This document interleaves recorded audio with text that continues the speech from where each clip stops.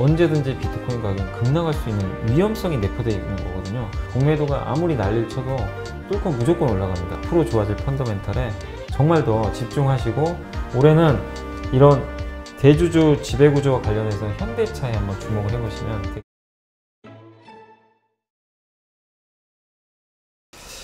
지금 지난주에 이제 코인베이스가 나스닥에 상장했잖아요. 미국 나스닥에 상장했나요? 뉴욕 시장에 상장했나요? 제가 알기로는 나스닥으로 그쵸? 알고 있거든요. 그래서 그 관련주도 오르고 암호화폐 가격도 이제 엄청 올랐는데 이번에 또 주말 사이에 또 확 빠졌잖아요. 15%뭐 이렇게 빠졌다. 뭐 다시 또 회복을 많이 됐기는 했지만 이게 이제 그만큼 취약한 거 아니냐, 당국자의 한마디에 의해서. 이 지금 상황이 어떻게 이해를 해야 될까요? 그러니까 일단은 그 코인베이스도 지금 상장을 하고 나서 지금 뭐 이슈몰이를 하고 있잖아요. 근데 이제 비트코인에 대해서도 지금 갑자기 미국 정부가 규제를 한다, 굉장히 좀 강화된 목소리가 나오고, 근데 아직은 거기에 대해서는 뭐 확정된 건 아니에요. 그러니까 미국 증권거래소에서도 아직까지는 거기서 뭐 코멘트 해줄 수는 없다, 이런 얘기가 나왔는데, 어쨌든 이제 비트코인 거래에 대해서 뭐 거래 제한이라든가 이런 것들이 나올 수도 있다고 하는데, 이 모든 것들의 배경은 너무 주가가, 그러니까 그 비트코인이나 이더리움 가격이 너무 많이 오른 게 문제죠. 사실 이게 많이 오르다 보니까 좀 문제가 좀 생길 것 같아서 좀 선제적으로 그런 발언들이 나오는 거 아닌가, 이렇게 좀 말씀드리고 싶고, 그리고 비트코인이 이렇게 올랐던 배경은 사실은 저는 어쨌든 일론 머스크가 큰 역할을 한 것 같아요. 자사 그 전기차를 살 때 이제는 비트코인 가지고 구매를 할 수 있잖아요. 비트코인 하나만 가지고 있으면 어쨌든 테슬라 고급 모델 하나 살 수 있거든요. 아니 그 2개 내면은 거슬러 주는. 나머지 거슬러 줘야 되잖아요. 그러니까 그것도 참 그렇긴 한데, 어쨌든 이제 비트코인을 결제 수단으로 인정을 하다 보니까, 그 전에는 그 많은 분들이 비트코인을 볼 때, 저도 그랬어요. 몇 년 전에. 저거 뭘 쓸모가 있냐. 왜냐면은 어떤 결제도 못 하잖아요. 그렇죠. 그리고 이걸 가지고 도대체 뭘 한다는 거지? 그러니까 많은 분들이 좀 의심을 하셨는데, 페이팔도 이제는 지금 그 안에 비트코인 결제가 가능해졌고, 그 다음에 각국의 중앙은행들이 디지털 화폐를 지금 발행을 한다고 하잖아요.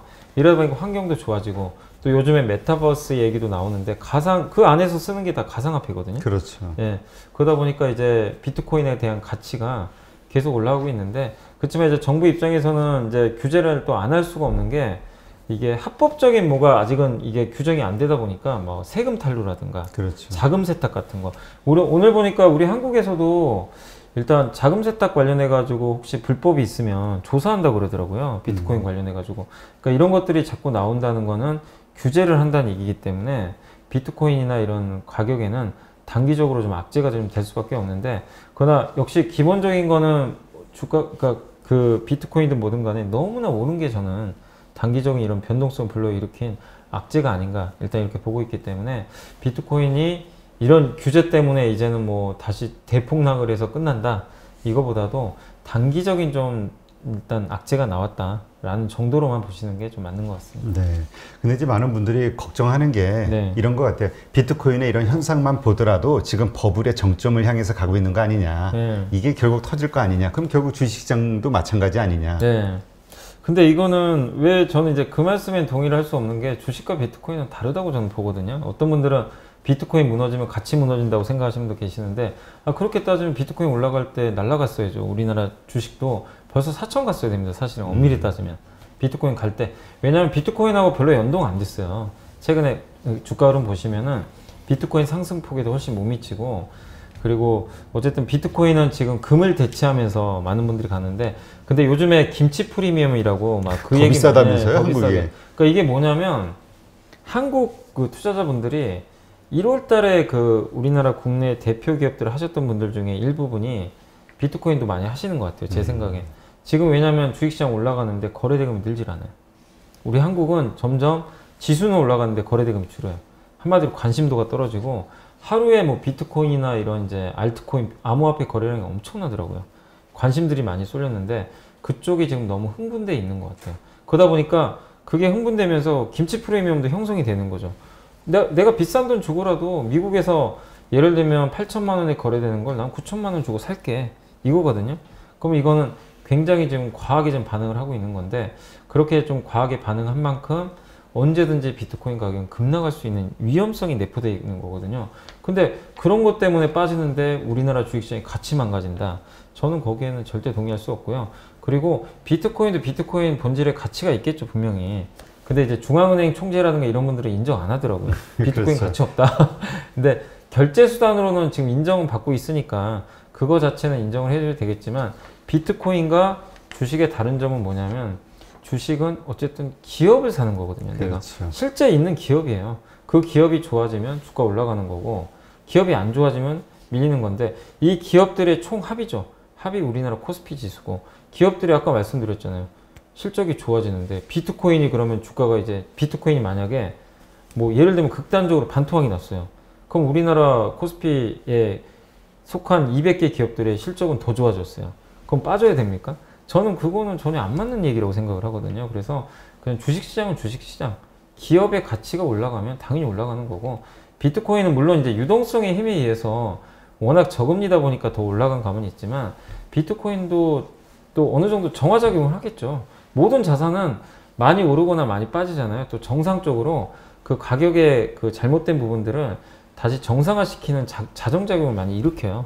그럴 수 있기 때문에 변동성이 늘어날 수 있지만, 그거 하나만 가지고 너무 막 주식시장이 이제 급락한다, 이렇게 보는 거는 저는 좀 약간 왜곡됐다라고 말씀을 드리고 싶습니다. 네.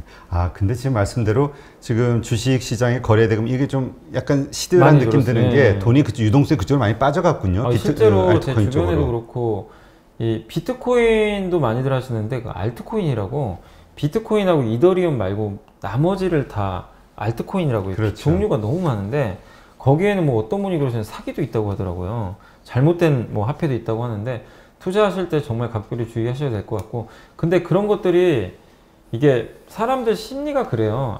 이게 거래가 줄고 가격이 떨어지면 관심을 절대 안 갖습니다. 그렇죠. 아무도 관심 안 가져요. 근데 비트코인이든 알트코인이든 막 이게 올라가니까 사람들이 옆 동네에서 자꾸 저렇게 돈을 버니까 당연히 관심 갖게 돼요. 그렇죠. 그래서 멀쩡한 주식 팔아가지고 가신 분도 많으세요, 실제로. 근데 지금 너무 거래대금이 주는 상태에서 비트코인이나 이런 암호화폐 그 거래량은 너무나 급증하고 있어서, 좀 그런 지표들만 봤을 때도 지금은 조금 비트코인 변동성에 대해서는 여러분들이 좀 경각심을 가지고, 조금 저는 개인적으로 지금은 좀 투자 주의해야 될 때가 아닌가, 이렇게 말씀을 드리고 싶습니다. 네. 그리고 또 반대로 보면은 그 비트코인 그 암호화폐 시장이 이제 어떤 열기가 좀 식거나 하면 다시 그 자금이나 유동성 같은 것들이 다시 그 주식 시장으로 올 가능성도 있겠네요. 네, 저는 그렇게 보고 있고요. 왜냐면 이제 약간 또 상대적인 부분도 있다 보니까, 또 요즘에 비트코인 하시는 분들은 주식하는 게 재미가 없대요. 하루에 뭐 저거 5% 올라가는 것도 만족을 못 한대요. 비트코인 변동성이 어마어마하잖아요. 그렇죠. 네, 그러니까 재미가 없다고 하는데, 근데 결국에 이것도 마찬가지입니다. 우리나라 기업들의 주가가 또 한 번 랠리가 나오면 사람들의 심리는 또 이쪽으로 바뀌어요. 항상 이렇게 바뀌거든요. 그래서 결국 지금은 아니지만 한국의 시장이 한 단계 더 레벨업 될 때, 뭐 삼성전자가 또 저는 하루에 5% 오를 수 있는 날이 온다고 생각하거든요. 그때가 좀 또 되면 비트코인에 쏠렸던 관심이 국내 주식시장으로 다시 늘어나면서 거래대금이 늘어날 수 있다고 보고 있기 때문에, 지금 좀 시간은 좀 걸릴 수 있겠지만 주식 투자하신 분들 너무 좀 힘들지 마시고, 내가 가지고 있는 좋은 기업이 있는데 옆 동네 비트코인 너무 좋다고 굳이 그걸 파셔가지고 가지는 좀 않으셨으면 좀 좋겠습니다. 네. 하여튼 뭐 과열인 것 같기는 하고요. 네. 뭐 그쪽에 투자하신 분들 입장에서는 뭐 더 갈 거라는 어떤 확신들이 네, 있으시니까 맞습니다. 하겠지만, 어쨌든 뭐 미국 재무부의 돈 세탁 조사 계획이 있다 뭐 이런 루머 네, 때문에 맞아요, 15%씩 맞아요. 빠지는. 네. 그러니까 일단 펀더멘털 자체가 좀 안정적이진 않은 거니까 네, 일단 맞습니다. 잘 조심해서 상황을 좀 보셔야 될 것 같네요. 근데 또 얘기 나온 뉴스를 보니까 코인베이스 상장 직후 CEO부터 시작해서 내부자들이 43억 9천억 이거 어떻게 읽어야 돼? 하나로 4조 9천억 정도. 네, 예, 이걸 매각을 했다. 네. 이거 우리가 보통 고점 징후라고 얘기하지 않나요? 네. 근데 미국은 참 이게, 보통 우리나라는 상장을 하면 바로 못 팔거든요. 대주주가. 네. 절대 못 팔면 6개월 동안 못 깨요. 근데 미국은 제도가 달라서 그런지 아마 그 물량이 뭐 팔 수 있는 것 같고, 또 이번에 되게 특이한 게 코인베이스가 상장할 때요, 그 우리나라에는 그렇게 많지는 않은데, 우리나라는 이제 기업 공개를 하잖아요. 그렇죠. IPO 과정이 있잖아요. 뭐 수요 예측하고 청약한 다음에 기업체에서 주식을 이제 발행을 하고 나서 그 신청한 물량을 배정해주고 그 다음에 상장하는 절차가 있어서 되게 복잡하기도 하고 수수료도 많이 나간대요. 네. 기업 입장에서. 근데 이 코인베이스는 직상장이에요. 그러니까 무슨 얘기냐면 주식 분산이 일단 잘 돼 있어요. 주주가 되게 많아요. 원래 비상장인데 주주 분산이 잘 돼 있다 보니까 그 IPO가 없어요. 그냥 바로 상장해 버립니다. 근데 바로 상장을 하는데 되게 또 재밌는 게 바로 상장하면서 신주를 또 발행할 수도 있대요. 우리나라 그 기업 공개하는 것처럼. 그러니까 신주 발행하면서 신주를 발행하면 기업체는 주식 자금을 조달할 수가 있잖아요. 그렇죠. 근데 이거를 신주 발행을 못하고 그냥 직상장을 하면 자금 조달을 못해요. 왜냐하면 그냥 주식만 상장하는 거죠. 주식만 상장해서 대주주의 가치는 올라가겠지만 기업이 받을 수 있는 돈이 없어요. 근데 직상장하면서 신주 발행까지 가능하면 신주의 발행에 따른 대가를 받잖아요. 수장까지 얻을 수가 있는데 이번에 그런 식으로 했던 것 같아요. 그래서 되게 유리한 조건으로 어쨌든 상장을 했는데 어쨌든 지금 이 대주주들이 이렇게 공격적으로 매도했다는 건 그렇게 좋은 뉴스는 아니겠죠. 시가총액이 싼 것도 아니잖아요. 그러게요. 뭐 엄청나던데. 근데 지금 그 보통 우리 스펙이라고 하잖아요. 네, 스펙주들 그 비상장 기업들하고 합병해가지고 바로 직상장하는. 그러니까 이거에 대한 논란이 미국에서 그러니까 요새 주가 이 주식시장 호황인 틈을 타서 이 스펙들의 이 합병들이 되게 많이 일어나는데 이게 전부 고점 논란들. 그래서 공매도 세력들이 전부 타겟으로 잡고 있는 게 스펙 관련 주들이라는. 그런 거 되게 많고요. 얼마 전에 그 지난주인가요? 퀀텀스케이프라고 그 미국의 대표적인 그 전고체 배터리 만드는 회사가 있어요. 그래요? 그 회사가 갑자기 어느 증권사인지 제가 어떤 사설 공매, 그러니까 리서치 업체인지 모르겠는데 공매도 보고서가 나온 거예요. 이 기업 좀 사기일 가능성이 높다. 그래가지고 당일날 주가가 한 20% 정도 급락을 했어요. 근데 전고체 배터리가 사기다 이걸 떠나서 전고체 배터리 양산까지는 시간이 엄청나게 좀 걸리거든요. 근데 이런 기업들이 대부분 스펙 상장을 많이 했습니다. 근데 주가들이 엄청나게 올라갔어요. 그렇죠. 사실. 그래서 그 스펙이라는 게 상장하기가 되게 좋잖아요. 그렇죠. 이미 상장해 있는 기업인데 이 스펙이 그 비상장 업체를 합병만 하면 우회 상장 바로 할 수가 있기 때문에 가치가 고평가되는 기업들이 많은데 시장이 화랑이다 보니까 스펙 상장 기업들 주가가 엄청나게 사실 올랐어요. 그러다 보니까 공매도 타겟이 자연스럽게 될 수밖에 없는 것이다. 기본 가치에 비해서 주가가 또 많이 올랐기 때문에 그런 것들이 좀 많이 이루어지는 것 같아요. 그래서 스펙 지금 리스크는 지금 미국 시장 중심으로 해서 많이 이루어지고 있고 또 미국은 독특하게 공매도 리포트가 되게 많이 발간돼요. 그건 공매도가 하나의 투자 기법이라고 생각하니까 되게 일상화되어 있더라고요. 그래서 거기에서 특히 신생 업체들 있죠. 뭔가 큰 산업은 하긴 하는데 거기서 새롭게 진입한 신생 업체들이 주요 타겟이고 그 기업들은 공통적으로 주가들이 어쨌든 엄청나게 올랐습니다. 그래서 그런 기업들이 요즘에 좀 많이 타겟팅이 되고 있다라고 보시면 되겠습니다. 그래서 언뜻 그런 생각이 들더라고요. 어느 시점부터인가 그 미국에서 그 이 공매도에 의한 주가 하락 이런 현상들이 벌어지는 게 또 이렇게 우리 쪽에서도 이슈가 되면서 고평가 논란이는 어떤 주식들에 대해서는 또 뭔가 하여튼 뭐 잘 모르겠지만 어쨌든 좀 조심해야 되지 않을까. 그러니까 하여튼 결국 내가 들고 있는 게 얼마나 적정 가치 펀더멘탈을 유지하고 있느냐 이게 가장 중요한 거겠죠. 기본은 그거예요. 그러니까 제가 그 저번에 라이브 시간에도 한번 언급은 드렸지만 가장 핵심은 공매도가 사실 중요한 게 아니거든요. 또 외국인 매수가 중요한 것도 아니고 이 기업이 안 좋아지면 하지 말라고 해도 공매도는 나오게 돼 있고요. 이 기업이 정말 성장하면 테슬라의 사례처럼 공매도가 아무리 난리를 쳐도 뚫고 무조건 올라갑니다. 그걸 막을 방법은 없어요. 그래서 더욱더 여러분들이 펀더멘탈, 지금 펀더멘탈보다 앞으로 좋아질 펀더멘탈에 정말 더 집중하시고 공부를 하셨으면 좀 좋겠습니다. 네. 그러면 그 요즘 그 우리 주식시장에서도 좀 이슈가 되고 있는 게 그 대기업들의 그 뭐라 그러죠? 인적 분할이 좀 있는 것 같아요. 지배구조 개편이 있는 유행처럼 LG도 그렇고 그다음에 SK도 그렇고 현대차도 그렇고요.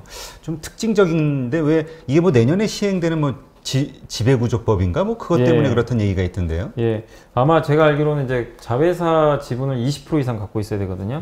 근데 이게 법이 이제 바뀌게 되면 30%까지 자회사 지분을 확보해야 돼요. 그럼 10%인데 10%인데 예를 들면 뭐 그 지금 지주사 전환을 안 해놓잖아요. 내년에 한다고 쳤을 때 SK텔레콤이 하이닉스 대주주잖아요. 그렇죠. 지금 20% 갖고 있거든요. 근데 만약에 이거를 지금 올해 안 해놓으면 내년에 한다고 가정을 해보면 SK텔레콤은 하이닉스 지분을 10%를 더 사야 돼요. 10%면 몇 조죠? 10조입니다. 엄청나요. SK텔레콤 10조, 아무리 돈 많은 기업이도 쉽지 않아요. 10조를 더 해야 돼요. 그래서 지금 이거를 안 할 수가 좀 없는 상황이다 보니까 할 수밖에 없고, 이제 대부분의 업체들은 지금 인적 분할을 많이 했고 지주사 전환을 했는데 유일하게 안 한 그룹이 하나 있습니다. 현대차. 현대차. 현대차가 지금 순환출자 아직도 걸려 있어요. 아주 복잡하던데요. 네. 그러니까 뭐냐면 현대모비스가 현대차 지분을 하나 갖고 있고요. 현대차가 기아 지분을 갖고 있고 기아가 모비스를 갖고 있어요. 그럼 서로 꼬리를 물고 있잖아요. 그렇죠. 이걸 사실을 끊어버려야 돼요. 그 끊는 방법은 기아가 현대모비스 지분 팔아버리면 되거든요. 근데 그걸 끊으면 되는데 아직까지 교통정리가 안 돼가지고 되게 복잡한데 무조건 끊어야 됩니다. 이제 앞으로 순환출자는 이제 당연히 내년부터. 예, 그렇기 때문에 반드시 끊어야 되고, 그래서 올해 안에 지금은 이제 다른 업체들은 다 있잖아요. 그래서 제일 재밌는 회사가 현대차예요. 유일하게 남았기 때문에. 이번에 현대 엔지니어링 그 상장하면서 공개하면서 뭐 이렇게 좀 바뀔 것이다 이런 얘기도 좀 있던데. 네, 맞아요. 그러니까 일단은 지금 현대차에서 보실 게 제일 중요한 회사가 모비스거든요. 현대모비스가 지주사예요. 중간에 딱 있고 현대차를 지배하고 있는데 지금 문제가 정의선 회장이 지분이 없어요. 0.7%밖에 안 갖고 있어요. 근데 반면에 현대 글로비스를 한 20% 갖고 있거든요. 그럼 글로비스 10% 팔아서 현대 그 모비스 지분을 확보한다는 얘기도 있고, 옛날에는 현대 모비스를 반으로 딱 쪼개가지고 글로비스랑 합병한다는 얘기도 있었어요. 근데 그거는 주주들이 반대해가지고 안 됐습니다. 그리고 지금 한 가지 더 나오는 게 현대 엔지니어링을 이제 상장을 시켜가지고 현대 엔지니어링 지분을 정의선 회장이 또 많이 갖고 있어요. 그건 뭐냐면 이거를 현대 건설과 합병을 시켜가지고 합병시키면서 이 어떻게 보면 이제 정의선 회장이 지분을 좀 정리하게 되면 그 정의선 회장은 현금을 많이 확보하잖아요. 그 현금 가지고 뭘 하냐면 모비스 지분에 확보를 해야 돼요. 그러니까 아무튼 모든 중심은 현대 모비스예요. 정의선 회장이 무조건 많이 확보를 해야 됩니다. 그래서 이런 얘기도 있어요. 대주주가 지분을 많이 안 갖고 있으니까 근데 지분을 확보해야 되잖아요. 모비스 주가 올라가면 안 된다. 왜냐면 비싸게 눌러야 되니까. 그런 얘기가 몇 년 전부터 있어요. 근데 제발 그런 식으로 매매 안 하셨으면 좋겠어요. 다 알아요. 이거 모르는 분이 없습니다. 요즘에는. 그렇죠. 그래서 그렇게 함부로 할 수가 없어요. 중요한 건 현대모비스가 그룹사 중심이 있고 엔지니어링 지분도 갖고 있기 때문에 기업 가치가 앞으로 분명히 올라갈 거예요. 또 글로비스도 좋아요. 현대글로비스가 또 현대 엔지니어링 지분 많이 갖고 있거든요. 이 지분을 또 매각할 수도 있는 거고, 그 현금이 많이 들어오거든요. 그러니까 그런 면에서 현대 엔지니어링의 앞으로의 상장은 현대차 그룹 전체에는 되게 큰 호재라고 저는 보고 있어요. 호재이기 때문에. 그리고 그게 상장을 하게 된다면 지배구조가 이제 바뀔 때가 얼마 안 남았구나. 신호탄이라고 보시는 게 좋아요. 상장 작업에 참석하면. 그래서 올해는 이런 대주주 지배구조와 관련해서 현대차에 한번 주목을 해보시면 되게 재밌는 그림이 나올 것으로 예상을 하고 있습니다. 변수는 있겠지만 현재 시점에서는 가장 그 혜택을 받을 수 있는 게 이제 모비스다. 네, 모비스가 좀 혜택을 이렇게 이해를 하면 되겠네요. 궁금한 것도 모르는 것도 많은 주린이 여러분, 생각보다 쉬운 주식 투자 저와 함께 해보시겠습니까? 이베스트 마이넷에서 프라임 서비스를 신청하시면 온라인 방송으로 저희 연불리와 함께 하실 수 있습니다.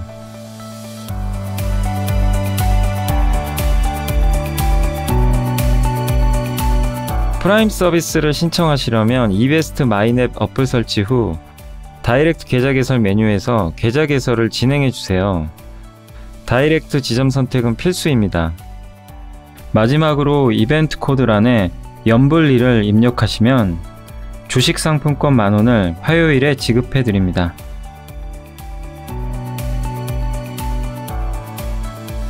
궁금하신 사항은 02-3779-8880으로 연락 주세요. 제가 여러분의 성공 투자를 끝까지 응원해 드리겠습니다.